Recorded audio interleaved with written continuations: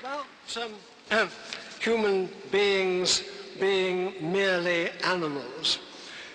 It is a fallacious form of argument to say that anything is merely this and nothing else. Of course, human beings are members of the animal kingdom, but that doesn't mean they don't have special characteristics and characteristics of enormous importance and so on. So it's ridiculous to say that anyone who doesn't believe in God believes or should believe that human beings are merely bags of bone and something like that. For a start, there's an enormous importance between what's in a body bag and a living human being. It's the extra difference between life and death. You know, it's a dead body is not merely a body, it's a dead human body. It was something that was else before. It simply does not follow that because human beings are animals, they're merely animals and so they've no importance and you shouldn't think of their importance. You know, this just won't do at all. About the resurrection. Yes, I did say there was insufficient evidence to come to the desired positive conclusion. For heaven's sake, the evidence of this, so perhaps I should have said something else.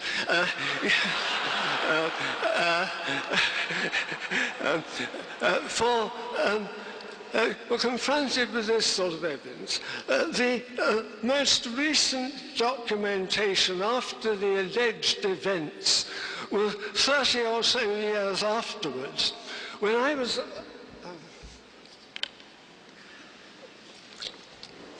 an active member of the Society for Psychological Research.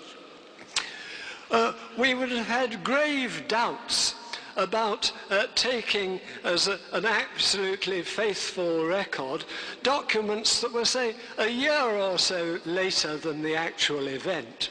And what have we got by way of evidence? You know, again, if an omnipotent being was wanting to establish that it had become incarnate in a way that he would be sure that the maximum number of people would come to believe in this and accept what he wanted them to believe, wouldn't he have done this in a place where there were public records and so on? All whatever records the Romans had left in Jerusalem were destroyed after the suppression of the Jewish rising in 70 AD and so on. So my reason for saying there was insufficient evidence was simply that there was insufficient evidence. And my failure to accept the conclusion that the resurrection happened on the basis of historical evidence is simply the evidence is insufficient. After all, my whole argument is that the evidence for a desired conclusion is insufficient in this other case. Do you expect me to say, oh, but I'm perfectly prepared to say, indeed I ought to say, that if there's any evidence at all, it doesn't have to be sufficient, I ought to reach the conclusion. You know, I didn't want to refer to the resurrection and so on, because it seemed to me that this claim is without anything remotely like sufficient evidence. And it's an enormous puzzle to discover what did happen at that time, but when you consider the basis of what you've got and how the first New Testament documents were Pauline epistles rather than the Gospels. And what is so remarkable about the Pauline epistles is what they don't say about the detail of Jesus and how the appearances recorded were apparently visions, which is a very different thing from, you know, a body into the wounds of which you can poke our fingers and that sort of thing. Anyway, yes. About morality. I was fiddling around and finding difficulty in controlling my papers here, so I can't actually give you the Hume quotation I wanted to give. But of course, I don't accept the sort of relativism which most people call the sort of subjectivism which most people call relativism. The idea that there's really no right and wrong. It's a matter of, well, what's right for him is wrong for you. For years I've been used to having astonished students come up to me and thinking I was a progressive sort of chap, and why they thought that, and being astounded to hear that I thought this was simply false. Well, I think it's false because the moral words simply do not mean this.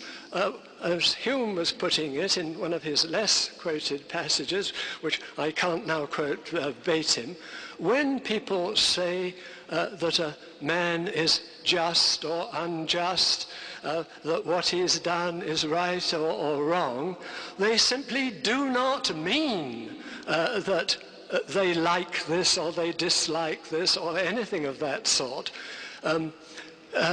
They are, as Hume put it, appealing to some standard common to all mankind and saying, no, this is not a matter of my dislikes and likes or my interests. It's a matter of something else.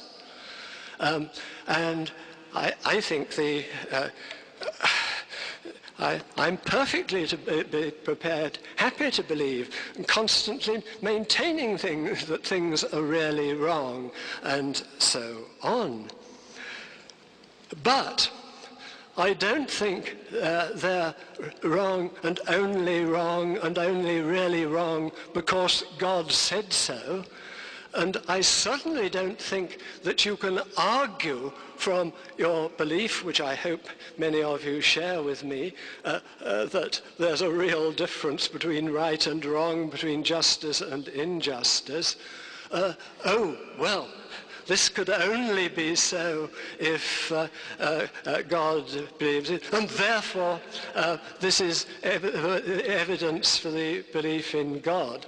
I think it is not at all. You can only take it that this is, these things are approved by God if you know that they were approved by God. Again, if you're working from within the universe, you've got to find some other account for the evolution of norms. And of course, in the times of Hume and Adam Smith and Adam Ferguson and the other founding fathers of social science, the first work was being done on trying to provide an account of the evolution of norms.